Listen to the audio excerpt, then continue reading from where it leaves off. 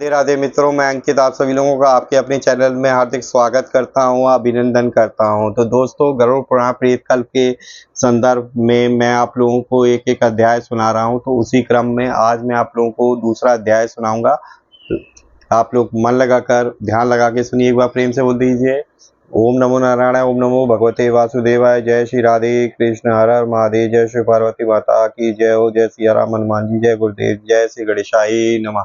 चलिए ध्यान लगाकर मन लगा के सुनिए। मैं आपको सुनाता हूँ गरुड़ पुराण प्रेतकल्प अध्याय 2। मरणासन व्यक्ति के कल्याण के लिए किए जाने वाला कर्म, मृत्यु से पूर्व की स्थिति तथा कर्म विपाक का वर्णन। तो श्री कृष्ण जी ने कहते हैं कि हे भद्र, आपने मनुष्यों के हित में बहुत ही अच्छी बात पूछी है। सावधान होकर इस समस्त औधार्वदैहिक क्रिया को भली भांति सुने। हे गरुड़, जो सम्यक रूप से भेद रहित है, जिसका वर्णन श्रुतियों और स्मृतियों में हुआ है, जिसको इंद्रादि देवता, योगी जन और योग मार्ग का चिंतन करने वाले विद्वान नहीं देख सके हैं, जो गुहाति गुह है, उसे ऐसे उस प्रधान तत्व को जिसे मैंने अभी तक किसी अन्य से नहीं कहा है, तुम मेरे भक्त हो इसलिए मैं तुम्हें बता रहा हूँ। हे वैन्ते, इस संसार में पुत्रहीन व्यक्ति की गति नहीं है, उसको स्वर्ग प्राप्त नहीं होता है। अतः शास्त्रानुसार यथा योग्य उपाय से पुत्र उत्पन्न करना ही चाहिए। यदि मनुष्य को मोक्ष नहीं मिलता है तो पुत्र नरक से उसका उद्धार कर देता है। पुत्र और पौत्र को मरे हुए प्राणी को कंधा देना चाहिए तथा उसका यथा विधान अग्निदाह करना चाहिए। शव के नीचे पृथ्वी पर तिल के सहित कुछ बिछाने से शव की आधारभूत भूमि उस ऋतुमती नारी के समान हो जाती है जो प्रसव की योग्यता रखती है। मृतक के मुख में पंचरत्न डालना बीज वपन के समान है, जिससे आगे जीव की शुभ गति का निश्चय हो जाता है। जैसे पुष्प ऋतुकाल में स्त्रियों का रजो दर्शन ना होने पर गर्भधारण संभव नहीं है, वैसे ही शव भूमि भी तिल कुश आदि के बिना जीव की शुभ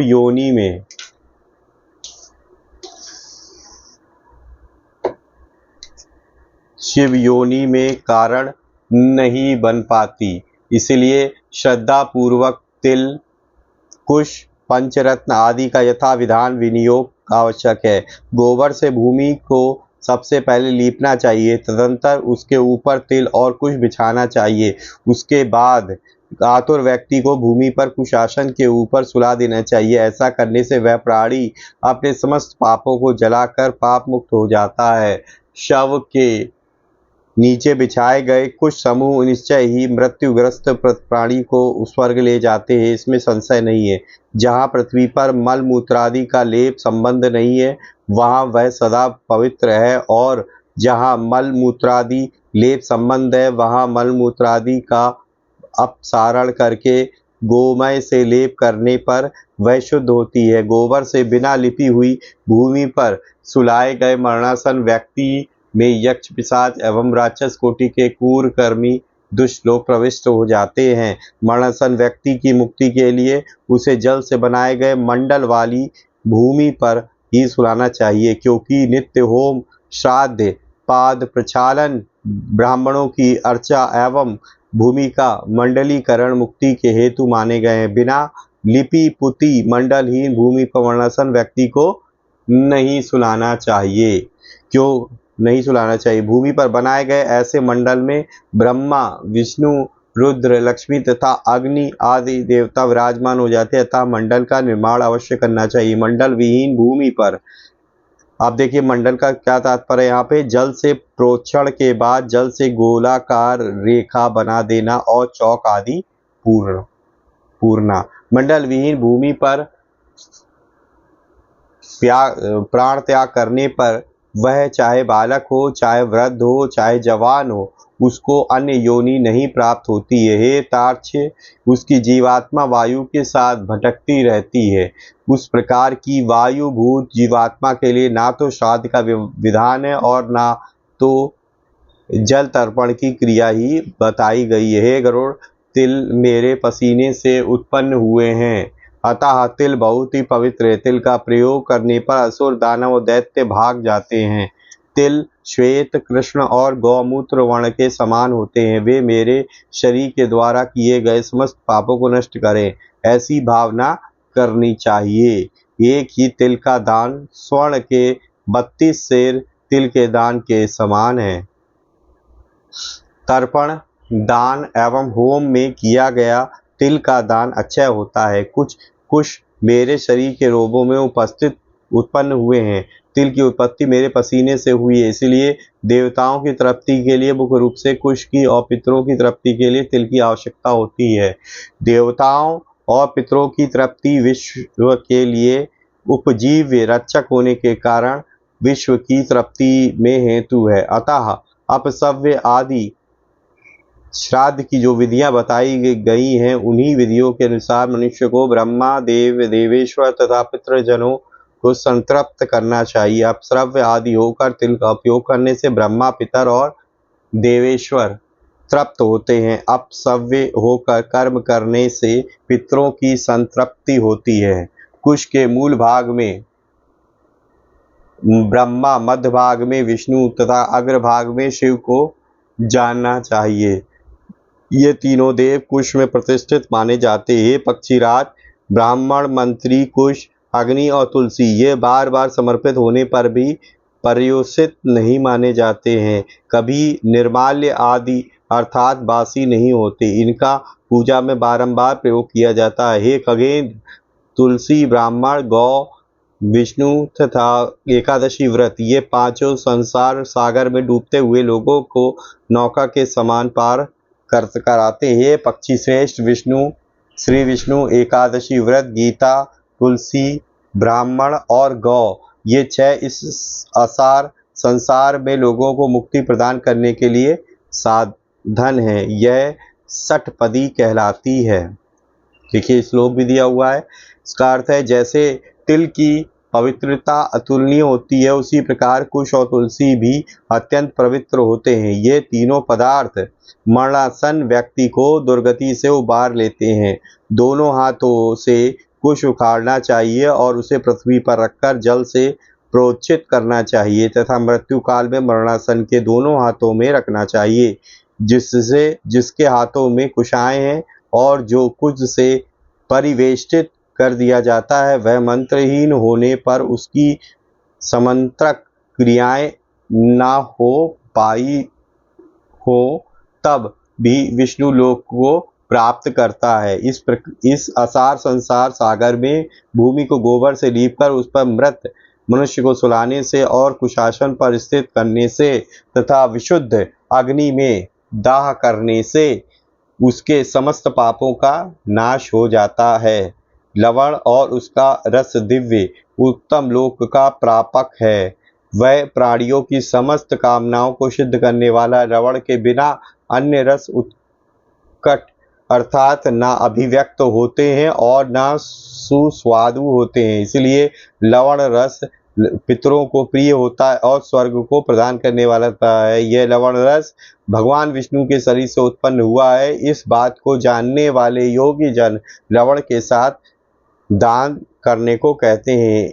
इस पृथ्वी पर यदि ब्राह्मण, क्षत्रिय, वैश्य, स्त्री तथा शूद्र वर्ण के अनुसार व्यक्ति के प्राण न निकलते हो तो उसके लिए स्वर्ग का द्वार खोलने के लिए लवण का दान देना चाहिए। हे पक्षींद्र, अब मृत्यु के स्वरूप को विस्तार पूर्वक सुने। मृत्यु ही काल है। उसका समय आ जाने पर जीवात्मा से प्राण का देह वियोग हो जाता है।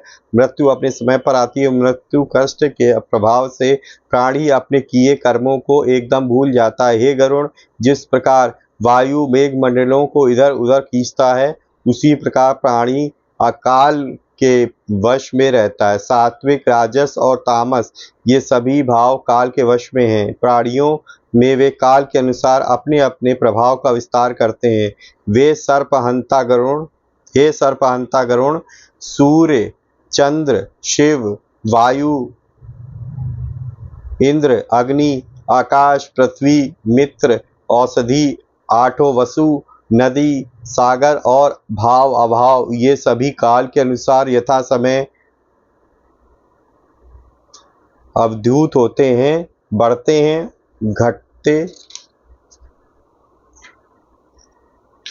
घटते हैं और मृत्यु के उपस्थित होने पर काल के प्रभाव से विनष्ट हो जाते हैं। हे पश्चिम, जब मृत्यु आ जाती है तो कुछ समय पूर्व देवयोग से कोई रोग प्राणी के शरीर में उत्पन्न हो जाता है, इंद्रियां विकल हो जाती हैं और बल, ओज तथा वेग शिथिल हो जाता है। हे खग, प्राणियों को करोड़ों बिच्छुओं के एक साथ काटने पर जो अनुभव होता है उससे मृत्यु जनित पीड़ा का अनुमान करना चाहिए। उसके बाद ही चेतनता प्रसमाप्त हो जाती है, जड़ता आ जाती है। तदंतर यमदूत उसके समीप आकर खड़े हो जाते हैं और उसके प्राणों को बलात् अपनी ओर खींचना शुरू कर देते हैं। उस समय प्राण कंठ में आ जाते हैं। मृत्यु के पूर्व मृतक का रूप भी भत्स हो उठता है। वह फेन उगलने लगता है, उसका मुंह लार से भर जाता है। उसके बाद शरीर के भीतर विद्यमान रहने वाला वह अंगुष्ठ परिमाण का पुरुष हाहाकार करता हुआ तथा अपने घर को देखता हुआ यमदूतों के द्वारा यमलोक ले जाया जाता है। मृत्यु के समय शरीर में प्रवाहित वायु प्रकुपित होकर तीव्र गति को प्राप्त करता है और उसी की शक्ति से अग्नि तत्व भी प्रकुपित हो उठता है। बिना ईंधन के प्रदीप्त ऊष्मा प्राणी के मर्म स्थानों का भेदन करने लगती है, जिसके कारण प्राणी को अत्यंत कष्ट की अनुभूति होती है। परंतु भक्तजनों एवं भोग में अनासक्त जनों की अधोगति का निरोध करने वाला उदान नामक वायु ऊर्ध्वगति वाला हो जाता है। जो लोग झूठ नहीं बोलते, जो प्रीति का भेदन नहीं करते, आस्तिक और श्रद्धावान हैं, उन्हें सुखपूर्वक मृत्यु प्राप्त होती है। जो काम, ईर्ष्या और द्वेष के कारण स्वधर्म का परित्याग न करे, सदाचारी और सौम्य हो, वे सब निश्चित ही स्वर्ग सुखपूर्वक मरते हैं।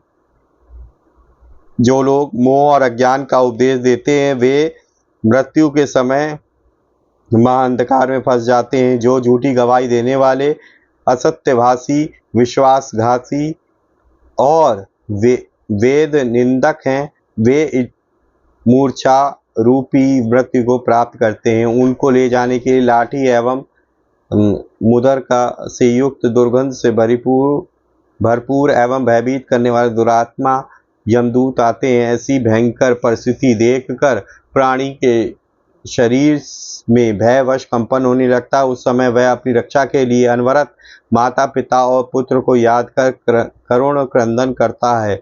उच्चारण प्रयास करने पर भी ऐसे जीव के कंठ से एक शब्द भी स्पष्ट नहीं निकलता।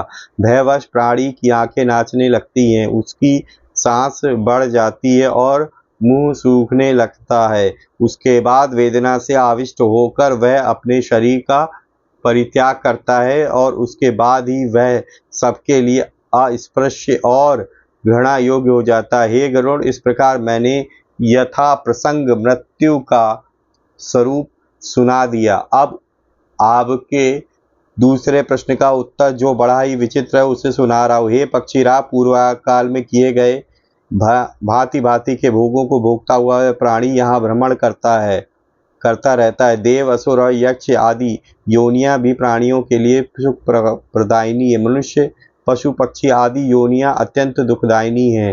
हे खगेश्वर, प्राणी को कर्म का फल तारतम्य से इस योनि में प्राप्त होता है। अब मैं इसी प्रसंग में आपसे कर्म विपाक का वर्णन भी करूंगा। हे गरुड़, प्राणी अपने सत्कर्म एवं दुष्कर्म के फलों की विविधता का अनुभव करने के लिए इस संसार में जन्म लेता है।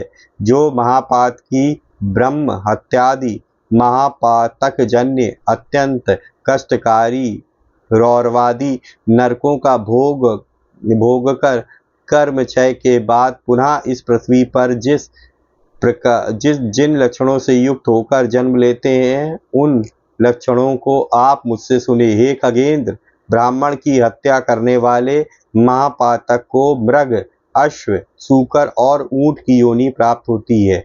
स्वर्ण की चोरी करने वाला कृमि, कीट और पतंग योनि में जाता है। गुरु पत्नी के साथ सहवास करने वाला का जन्म क्रमशः तृण, लता गुल्म योनि में होता है। ब्रह्म गाती क्षय रोग का रोगी, मध्यपी विकृत दंत स्वर्णचोर कुंखी और गुरु पत्नीगामी चर्म रोगी होता है। जो मनुष्य जिस प्रकार के महापातकियों का साथ करता है उसे भी उसी प्रकार का रोग होता है। प्राणी 1 वर्ष पर्यंत पतित व्यक्ति का साथ करने से स्वयं पतित हो जाता है। परस्पर वार्तालाप करने तथा स्पर्श, निश्वास तथा सहयान, सहभोज,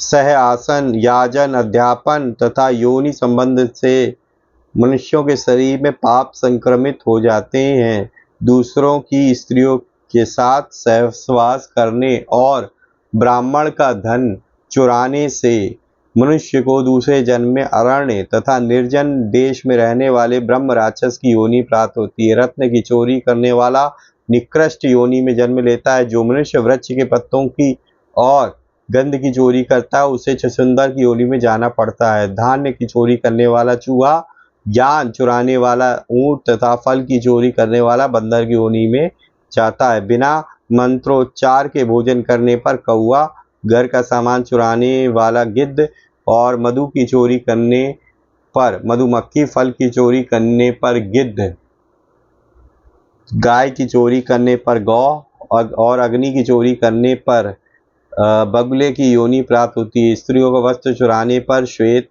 कुष्ठ और रस का अपहरण करने पर भोजन आदि में अरुचि हो जाती है। कांसे की चोरी करने वाला हंस, दूसरे का धन हरण करने वाला अपस्मार रोग से ग्रस्त हो जाता है तथा गुरु हंता, क्रूर कर्मा, बौना और धर्म पत्नी का परित्याग करने वाला शब्द भेदी होता है। देवता और ब्राह्मण के धन का अपहरण करने वाला तथा दूसरे का मांस खाने वाला पांडु रोगी होता है। भक्ष्य और अभक्ष्य का विचार न कर रखने वाला अगले जन्म में गंडमाला नामक महारोग से पीड़ित होता है। जो दूसरे को धरोहर एवं अपहरण करता है, दूसरे की धरोहर का अपहरण करता है, वह काना होता है। जो स्त्री के बल पर इस संसार में जीवन यापन करता है वह दूसरे जन्म में लंगड़ा होता है। जो मनुष्य पति परायणा अपनी पत्नी का परित्याग करता है वह दूसरे जन्म में दुर्भाग्यशाली होता है। अकेला मिष्ठान खाने वाला वात गुल्म का रोगी होता है। कोई व्यक्ति यदि किसी ब्राह्मण पत्नी के साथ सहवास करे तो श्रृगाल सैया का हरण करने वाला दरिद्र, वस्त्र का हरण करने वाला पतंग होता है। मात्सर्य दोष से युक्त होने पर प्राणी जन्मांध दीपक, ये देखिए यहाँ पे सारे किए हुए अशुभ कर्मों का फल कैसे प्राप्त होता है सब दिखाया गया है दोस्तों। चुराने वाला कपाली होता है। मित्र की हत्या करने वाला उल्लू होता है। पिता आदि श्रेष्ठ जनों की निंदा करने से ये प्राणी क्षय का रोगी होता है। असत्यवादी, हकला कर बोलने वाला और झूठी गवाही देने वाला जलोदर रोग से पीड़ित रहता है। विवाह में विघ्न पैदा करने वाला पापी मच्छर की योनि में जाता है। यदि कदाचित उसे पुनः मनुष्य की योनि प्राप्त भी हो जाती है तो उसका ओठ कटा होता है। जो मनुष्य चतुष्पथ पर मलमूत्र का परित्याग करता है वह वृषल अपशूद्र होता है। कन्या को दूषित करने वाले प्राणी को मूत्र, कृच्छ और नपुंसकता का विकार होता है। जो वेद बेचने का अधर्म करता है वह व्याघ्र होता है। आजाज्य का यज्ञ कराने वाले को सुअर की योनि प्राप्त होती है। अभक्ष्य भक्षण करने वाला व्यक्ति बिलौटा और वनों को जलाने वाला खद्योत जुगनू होता है। बासी एवं निषिद्ध भोजन करने वाले को कृमि एवं मात्सर्य दोष से युक्त प्राणी को भ्रमण की योनि मिलती है। घर आदि में आग लगाने वाला कोढ़ी और अदत्त का आदान करने से मनुष्य बैल होता है। गायों की चोरी करने पर सर्प तथा अन्य की चोरी करने पर प्राणी को अजीर्ण रोग होता है। जल की चोरी करने पर मछली, दूध की चोरी करने पर बलाकी का और ब्राह्मण को दान में बासी भोजन देने से कुबड़े की योनि प्राप्त होती है। हे पक्षी, जो मनुष्य फल चुराता है उसकी संतति मर जाती है। बिना किसी को दिए अकेले भोजन करने वाला व्यक्ति दूसरे जन्म में संतानहीन होता है। संन्यास श्रम का परित्याग करने वाला आरूढ़ पतित पिशाच होता है। जल की चोरी करने से चातक और पुस्तक की चोरी करने से प्राणी जन्मांध होता है। ब्राह्मणों को देने की प्रतिज्ञा करके जो नहीं देते हैं उन्हें सियार की योनि प्राप्त होती है। झूठी निंदा करने वाले लोगों को कछुए की योनि में जाना पड़ता है। फल बेचने वाला दूसरे जन्म में भागहीन होता है।